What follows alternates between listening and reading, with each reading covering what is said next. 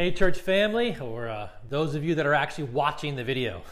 I say that jokingly, but not really, because this video goes out to 1,100 people, and now less than half actually open up the email, and less than 10% of those click through to watch it. So it's obviously no longer accomplishing what it was intended to do. So, like everything else good in life during COVID, we're going to adjust. So in the coming weeks, we'll be fading the briefing out and moving to something that will hopefully be more helpful.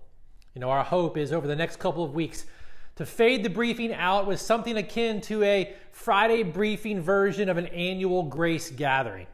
We'll take some time to look back over the last year, hear from staff and ministry leaders about what God has done and some of the challenges that are still in front of us. So for those of you that are still watching, be looking for that to come out in the next couple of weeks or so.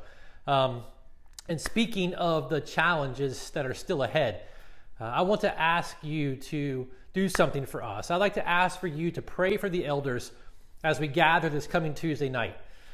This last year has been one of the most emotionally and practically probably challenging years in any of our ministry lives. There are still some very weighty realities around how we move forward as a church that the elders are still praying through and talking through and strategically trying to decide.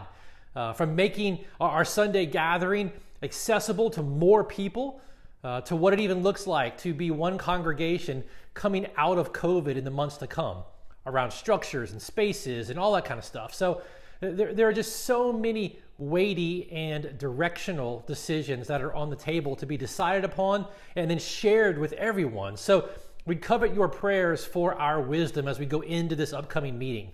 But now, on to this weekend. Today is Good Friday. And over the years, our Good Friday service has become one of the unique highlights of the year. It's been a wonderful opportunity for us together to prepare our hearts for Easter Sunday morning. But this year, while we're not able to have that service right now, I want you to know we do have the video from last year's online service. And there's a link to it in this email and below the video. And you can go and gather with your family, with your community, and you can use this video tonight to prepare your heart for Easter Sunday. And speaking of Easter Sunday, our 9:30 and our 11 o'clock services are already full. That's amazing. And so some of you, if you haven't registered yet, as of the time I'm recording this, there is still space for some adults and kids in our classes at our 8 a.m. service.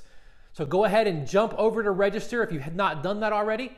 And for the rest of you, friends, I look forward to worshiping together with you this Sunday, even in the backdrop of all the chaos and crazy over the last year. I'm reminded that the resurrection of Jesus promises us a day to come when even the presence of threats to our physical body, as well as threats to our spiritual body, the church, and they'll no longer exist.